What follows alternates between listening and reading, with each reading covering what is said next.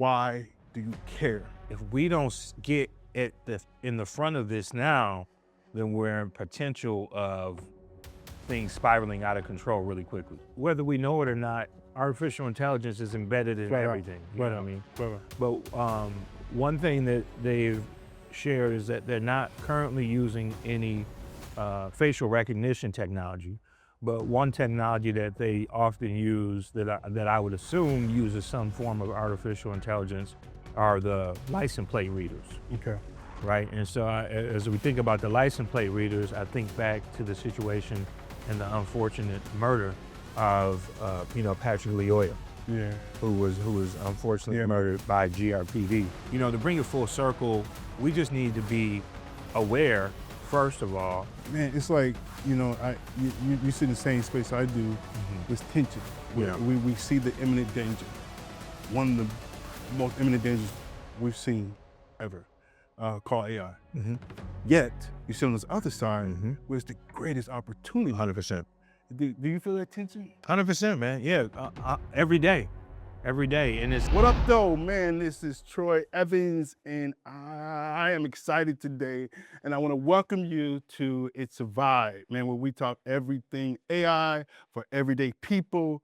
You know what I'm saying? And we just like to just talk through what does it look like to have AI in your actual workspace, and what does it actually look like to integrate it into your workflow.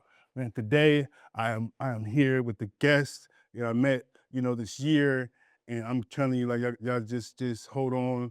This cat has done a lot of things at his young age, you know what I'm saying? And it's just to be able to get to know Kareem Scales is just beyond beyond a pleasure. So thank you, man. Thank you for joining us. Appreciate Man, it. I got Raf. I told you I got questions, man. Yeah, man. Let's dive in. Hey, man. So take us. Who are you? We'll get to the other stuff because I think that's important.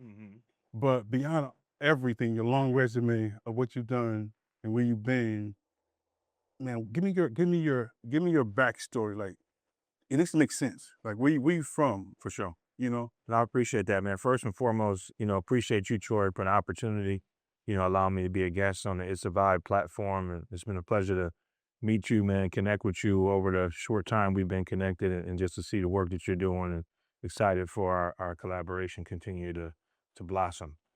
Man, who is Kareem Scales? I'm going to go all the way back to the beginning, bro. Give it to me. You know what I mean? I come from humble beginnings, originally from Kalamazoo, Michigan. Yeah. Grew up on the east side, pretty humble beginnings. My mom, single parent mother, alongside my 3 older sisters who are probably my most dear supporters to this day. But yeah, man, like most of us grew up, pretty standard inner city environment. Mom going through the motions, dad not really around that much. I could probably count on 2 hands how many times I remember interacting with my father. But mom was destined to carve out a better path for her kids. And so we grew up, welfare, food stamps, the physical stamps, what I mean? Come on, Not man. the We card, up there. you know what I The mean? book of stamps. You know what I mean? They look like money, look like real currency. Yeah, man. You know what I mean? And so, yeah, man, mom went to school, Western Michigan University, got a degree in education. That then allowed us to move to Battle Creek. Mom got a full-time job as a teacher with Battle Creek Public Schools. And so we made this transition from, I would say, probably mid to lower poverty level to more of a middle class community, right? And that was a huge culture shock for me coming from where we came from. But it was a huge step up for us. And so Battle Creek then kind of helped form, and where I still kind of call home because we moved to Battle Creek at a young age. But I went to middle school there, went to high school there. Didn't, like most of us, man, especially not having a male figure in the household, didn't really, I guess, put enough focus on my education as I should have. And so didn't really have a whole lot of college or career opportunities after that. But one thing we did know, and mom was intentional about, is that it was imperative that there was a change of environment for me after high school. And so that actually led me back to Kalamazoo, my godmother, who is still very dear to me and has poured into me over my life, was in Kalamazoo. She's also an educator. And so I moved to Kalamazoo, studied at Kalamazoo Valley, enrolled at Kalamazoo Valley Community College in business administration. Still a young guy, man. I'm 17, 18, trying to figure out what this adult life thing means and where this is going to take me. But my godmother opened up her home to me. As you could imagine, and if you know anything about Kalamazoo, man, everything about Kalamazoo, all circles go back to Western Michigan University. Okay. Yep. Yep. And so, although I was enrolled at Kalamazoo Valley, I spent probably the majority of my time on Western campus, getting involved with a little bit of everything from, just running wild, man. Yeah, man. That led me to dropping out of school, man. Probably the first year, got in a little bit of trouble in Kalamazoo, and found myself back in Battle Creek. So now I'm about 19. Not a whole lot of opportunity for somebody with no college degree, no technical experience, and so that led me to working in the industry in the mechanical industry. So working in factories, did that for about a year and a half. All the while, my friends who I grew up with are now starting to chart a different path, right? And gravitating toward the streets, man, and everything from what people would refer to as gang culture, gang activity to drug trafficking, et cetera. I know I'm Yeah. speaking to the choir. So that was the lifestyle for about almost 2 years, man, between working in the factory to, selling drugs and being in the streets to ultimately pursuing the streets full time. And that quickly, as you know, goes down a spiral path of no return. Right. And I found myself at a crossroads one day, driving while license suspended, lose your license, end up doing about 30 days in the Calhoun County Jail alongside my good friend who's unfortunately in federal prison right now, serving a 17-year term. But Mm. upon release, came home, had bought as a young person, and I've always been a car guy. I bought a all black Camaro T-top. That is my baby, right? How old were you? I was about 19, man. Oh man. Yep. Saved up my money between the factory money and other revenue, and bought that '95 Camaro. But as I came home from jail, I'm like planning to jump right back into the activity, and pretty much mom hit me with an ultimatum. All my property, my clothes, my car, everything was now in Grand Rapids. My sisters, who I mentioned earlier, had migrated to Grand Rapids, Michigan. Mm. And so mom says, you got a couple options. Either you're going to go to Grand Rapids Yeah. and see what that looks like in terms of charting a different path, or the other path is up to you, but it won't be here. Jeez. Yep. And so after not a whole lot of dialogue and not a lot of thought, was pretty clear. I've always been smart enough to kind of know, even when I was in that lifestyle, I knew that that wasn't the long-term path for me. And I Yeah. was lucky enough to get out in time. Moved to Grand Rapids, took that option, moved in with my sister, and really, to be honest, brought a lot of that same activity and mindset that I was into in Battle Creek to Grand Rapids. Yeah. Did that for about 6 months to a year, established myself in a community here, and then from there decided to go to a community college. And so Yeah. enrolled at Grand Rapids Community College, studied business administration with a focus on entrepreneurship, graduated with my associate's degree in 2010, obtained the certificate of entrepreneurship in 2011. And from there, man, jumped knee deep into the workforce, bro. Everything from, having that, and I'll go back to how tech has been intertwined in my story. Mom, as a teacher, there was a program back then where teachers could get a desktop computer, even if you couldn't afford it, and they would just take a portion out of your paycheck. And so that was around the time when not everybody had a desktop, not everybody had a computer. We were the kids in the neighborhood who had the computer, and folks Yeah. would come over to your house. And back then we would just look at, What was it computer? Was it internet? yeah, I'm going back to Netscape Navigator. Oh, stop it, man. Yeah, like Stop it. super Oh, slow yeah. dial up, like 56K modem. oh my God, the phone, you can't use the phone at the same Get off time. the phone. Yeah. So I was that kid, and I was the one who figured it out. mom and them didn't even know how to set it up and everything. So I was Yeah. always connected to tech. And so What was that? Where did that come from? That you know, what I'm saying, just being from around the way, we yeah. didn't grow up with that technology there, and then Mhm. a lot of times parents, and I say today even with AI, and we'll get to that in a second, Mhm. well, that we're typically the worst enemy for the future, and so we don't because of fear, or not knowing, Right, right, right, So right. what made you be like, yo, let me, yeah, where'd that come from? I think I just always had that curiosity, man, and always had an interest in solving problems. So even before computers, when it was the Walkman or the Hmm. tape recorder, any form of technology, people forget there was technology before, Oh man, TVs and you know what I mean. And so I was always trying to figure out how to fix things from my Nintendo that wasn't working properly because I didn't have mom wasn't gonna buy another one. yeah, And so it was really out of necessity and got it. just Necessity. having to want to be able to solve certain problems based on the tech that was in front of me. Okay, Yeah. so let's jump a little forward. So now you're working, you're getting jobs. Yep.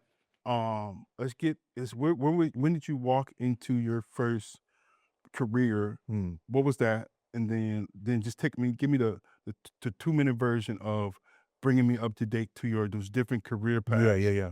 and then yeah. I think, it started for me in retail. You know what I mean? One thing that became pretty clear to me is that I've always kind of had a gift in terms of connecting with people, and communication has always been a skill of mine. And so I started in retail.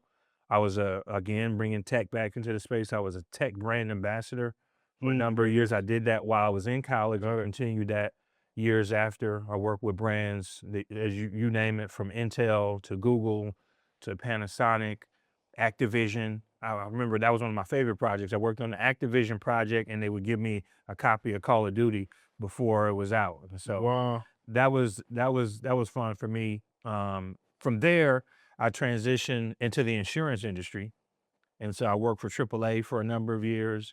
One thing that I have to give credit to is at all these spaces, starting at AAA, there was always people who I call mentors, and still many of them who are friends to this day, who poured into me, Mm, right? Who saw things in me that I couldn't necessarily. I wouldn't say I didn't see in myself, but the vision wasn't as clear, right? yeah. And so, and mostly women, black women, women of all color. And Yeah. so at AAA, I worked in the roadside assistance department, had some mentors who coached me, and that allowed me to get a promotion to um, what they call the call management department. So Mm, essentially, when you call AAA and you stuck on the side of the road, yep. I was in that area in Got the it. Got call it. Yep. center Hmm. environment. From there, I transitioned over to healthcare and worked for Blue Cross Blue Shield of Michigan. Hmm. I worked in the call center there, excelled for multiple years in the call center, was one of the best reps there,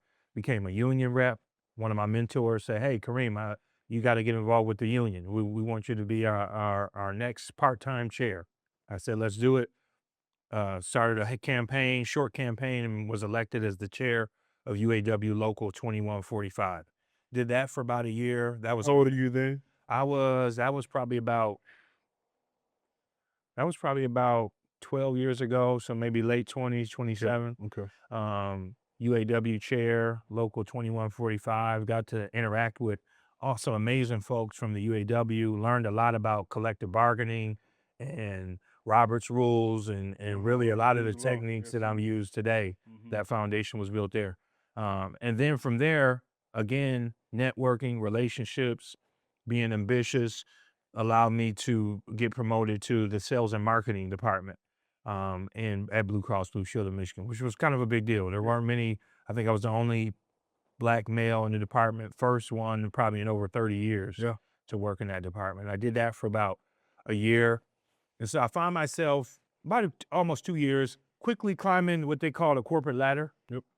But something was missing, the cubicle life just wouldn't do it for me. Cubicle life. Yeah. It wasn't moving fast enough. Although the trajectory was there, there was something else that was missing for me. And so over at that time, I took a leap of faith, and there was a number of circumstances that led to this. But I left Blue Cross and left that comfortable space to pursue a different path.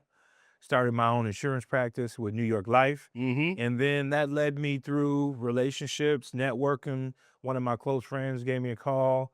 One of my friends at Blue Cross told me to meet some folks from the Grand Rapids chapter of the NAACP, Okay, that's that NAACP. connection. That's the path. Got it. And then president, close friend of mine, mentor, called me one day and says, "Hey, Kareem, I'd love for you to come on board with that tech expertise Yep. and really help us in terms of getting our website, our social media Yeah. platforms up to speed." And so did that for a number of years, had great success there, really helped take the organization to new heights in terms of the tech platforms. And then from there, it was eventually offered the opportunity to serve as the inaugural executive director of the organization. And did that for about 6 years, man. That was all through the pandemic, George Floyd, you Yeah. name it. And so Ooh. what a Boom, time boom, to be, boom, yeah, boom. back to back, man. And to be with an organization like NAACP, NAACP at a time like that, Yes, sir.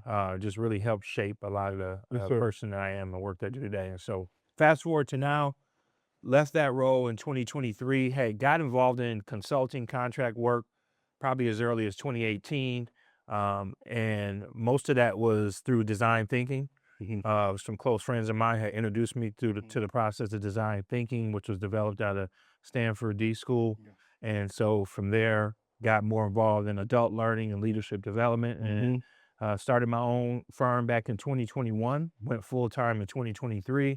We provide an array of services from facilitation, training, and coaching are kind of the three pillars. Mhm. And we help organizations, individuals, whether it's issues around effective communication, retainment, cultural bias, change management, the list goes on. Yeah. And have launched an executive coaching portfolio now where we offer one-on-one coaching. Mhm. And then to the topic of today, we jumping into AI. Yeah, man. Yeah, man. You know, just about a year ago, again, that tech won't leave me, man. Yeah. It keeps it, Keep it's on got a hold calling on me. me, bro. Yeah, like Pookie here. Pookie, I just, I was invited by you. Thank you Yeah. for the invite to come to. And I think you're kind of like doing whatever you're doing, but because I don't come outside, Yeah, yeah, you know, yeah, yeah. and so I went, and I'm so glad I did on Granville, We're blessed to have you. and it was a group of who needed to be there. 100%. You know what I'm saying? Law enforcement, Yep. and in the topic, what got me, because I didn't know. It was just like you said, come, right? Mhm. And I just, Justin B told me about it, Yep, yep. and then or whatever, and then it's like, yeah, I'll go. Mhm. And bruh, it was amazing. Yep. Which led to our relationship, 100%. going after that. Yeah. But it was around law enforcement and Yeah. AI and what do you call it? What's the word I'm looking for? Public safety, law Public safety, enforcement, yeah. public safety and Mhm. AI. Mhm. What is your 40-second version of why do you care Mm. about that? Like, because we're talking about surveillance Yeah. and law enforcement, Yeah. and you could have been doing something else with your time. Yeah. Why do you care about that? You know, I think that's personal to me. You know, what I mean, again, as I share my background as somebody who grew up in those environments, right, and who have had numerous interactions with law enforcement over the years, not so pleasant. Um, Understanding the role in the technology is playing and is going to play in terms of how law enforcement and public safety do their jobs, and understanding the context around some of the biases that have always existed. If we don't get at in the front of this now, then we're in potential of things spiraling out of control really quickly. During the time they were talking in line, Mhm. and this is your world. Where does currently, at least in Michigan, where are they using AI that you would say we gotta ask a question here? Yeah. What would you say? There's a lot of different things. I think one example, and the thing is, whether we know it or not, artificial intelligence is embedded in Flat out, everything. You flat know what I out, mean? flat out. But one thing that they've shared is that they're not currently using any facial recognition technology. But one technology that they often use that I would assume uses some form of artificial intelligence are the license plate readers. Okay. right? And so as we think about the license plate readers, I think back to the situation and the unfortunate murder of Patrick Leoya, Yeah, who was unfortunately yeah, murdered man. by GRPD back in, was that 2021, Yeah, 20 man. whatever year that was. Mhm. And so license plate readers, the way that they operate, they will automatically scan a license plate and provide certain information to law enforcement. And so, um, how does that play out if somebody is using a certain person's vehicle, right? We know that law enforcement typically patrols certain communities, right? And so, in that scenario with Patrick Leoya, unfortunately, I think his the license plate reader was what triggered that interaction, Okay, right? okay. And so, I think, to bring it full circle, we just need to be aware, first of all, Mhm. of how these different, technologies are showing up. But then, two, where are some of the gaps in how they're providing information to law enforcement? Yeah, In that scenario, I think there was some information that was provided to law enforcement that absolutely. led them to even want to engage Yeah, in that traffic stop yeah, that ultimately probably could have been absolutely. avoided. And so that's just one example, but we're seeing an influx of drone usage to all the various different types of cameras that show up. And so there's been a couple instances, not necessarily in Grand Rapids, but in Detroit specifically, where certain cameras and different facial recognition technology had identified certain individuals, black women, black men, as folks who were involved in certain crimes. And some of them actually were incarcerated behind that. Lo Mm. and behold, to find out that they weren't even closely to the correct individual, but they shared the same skin tone. Man, it's like, you sit in the same space I do, Mhm. this tension. Yeah. We see the imminent danger, one of the most imminent dangers we've seen ever, called AI. Mhm. Yet, you sit on this other side Mhm. where it's the greatest opportunity. 100%. Do you feel that tension? 100%, man. Yeah, every day, and it's an interesting space to be in. On top of all of this, another passion of mine, and this was really developed from my time at NAACP, is environmental climate justice advocacy. And so, as we talk, add that to the layer of the Mm, conversation, now there's a whole nother issue of data centers, right? okay, And water usage and energy consumption, and who's going to cover that cost, right? right. And so for me, oftentimes as I'm in these spaces, some folks feel like you got to pick a side, you know. But I've taken the position that not only do we need to engage with the tools, otherwise we're at harm of, like you said, losing pace or being left behind, as well as the biases will continue to be exacerbated. But also, how do we make sure that these things are rolled out responsibly, right? Yes, sir. And that we can require or push on these data center developers to develop data centers using 100% renewables, right? And establish legally binding community benefit agreements so that the local business district or the local public school district can get economically some of the revenue that's generated. And so I think this is a chance of a lifetime, really, for us to get some of the wins that we've been fighting Yeah, for some time, and that's going to require us to be on both sides of the table. bro. Like this is the meat. I think because people don't get the opportunity to talk to Kareem, who's had this vast, Yeah. experience. Because we hear about the data centers and Yeah. the data centers, and Hmm. and that, but this just seeing it from that perspective, from the people, but there because it is like, no, this is coming. Hmm. It's gonna happen. But then how do we prepare for it and how do we do it safely and ethically? And I Yeah. think this is space where you said, what would you say to the person, that is looking at AI and need to, and it has become a Mm. general technology, Yep. whether people know it or not. So Hmm. they're gonna have to use it like the internet.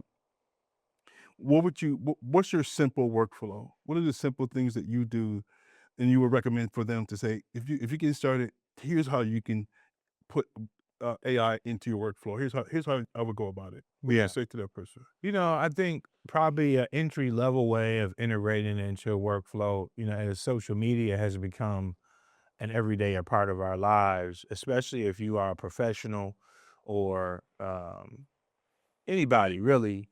I've been able, I think a good entry way into it is working with long language models on content creation, right? Everything from developing a social media strategy to actual, developing content for those posts. And I think that is probably something where you can get folks' attention. Mm-hmm. Um, you know, all that goes back to, really understanding. I think it's different for different folks because you got to understand where the problems are and where the gaps are, right? But I think an easy way to get people's attention is to bring social media into the mix, right? Right. And that's a fun way Mm-hmm. of engaging with it. Other areas for me, our work, some of my work intersects with nonprofits, and so one barrier oftentimes is development in terms of grant writing, and so we use it from everything to helping develop grant proposals to grant reports, et cetera, right? Mm-hmm. But at the core of it, man, is to just jump in, right? Just And do and it. I think ultimately you'll figure out where it can be of best, most beneficial to you. Um, and that takes us full circle to kind of some of the work that we do around prompting. What would you say, and this would be my last question, man, would be around, and you started young Yeah. and you were able to make some moves in your early 20s. Talk to the 22 or 23-year-old that's come from where we come from in this age of AI. What would be your 2 to 3, hey, do this. Yeah. If I can talk to you, I would tell you to do these things because this thing ain't going nowhere. Yeah. First is to get to work, get started doing something, right? And understand that where you are today has no bearing on Mm, where your long term trajectory would be, yeah. right? So get started doing something. Two, be nimble enough to step outside your comfort zone and try everything. If you told the young Kareem back in the day, that kid who I just shared with you, that I'd be doing the work that I'm doing today, I would have told you, who knows what I would have said to you, right? But it took all of those experiences, and I'm a strong believer of everything happens for the right reasons at the right time. Yeah. The path that I took in as a brand ambassador led to the path that brought me to the insurance industry, that led me to nonprofit, that Straight led up. me back to where ultimately I knew I would land at some point, and that's the path of entrepreneurship, right? Yeah. But if you look at that on a map, that path is not linear. Mm-hmm. It's real zigzag.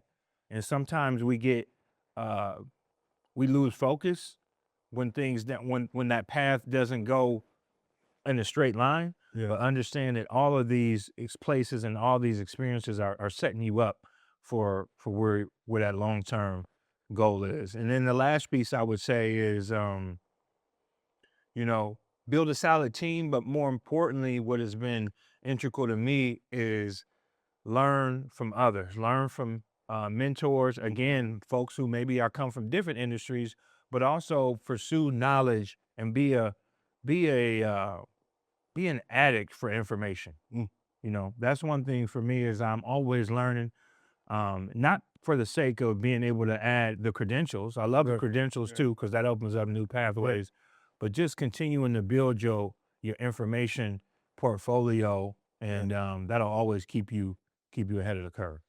I noticed you went back to literally everything that you shared. Hmm. It's like laced in Yeah. through and through, all the way from the beginning, and it just goes to tell you like, don't skip any steps. No.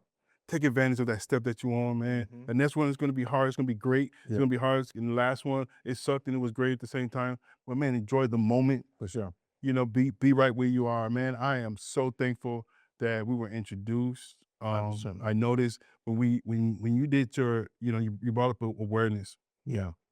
but then you had awareness, and we brought some people brought us out, and then you hosted the conference. Yeah.